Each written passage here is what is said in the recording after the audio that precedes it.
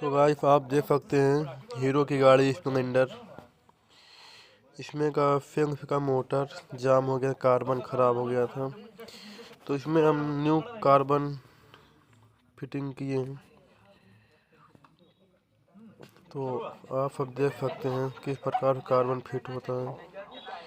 ये जो है आर्मेचर है, कार्बन का आर्मेचर। ये जो है कार्बन आर्मेचर घुमाता है, राउंडिंग करता है, जिससे गाड़ी स्टार्टिंग होती है। तो हमारा गैरेज कुरेफा रोड, जगत Tiwari market, Ajay auto garage service centre के नाम से है।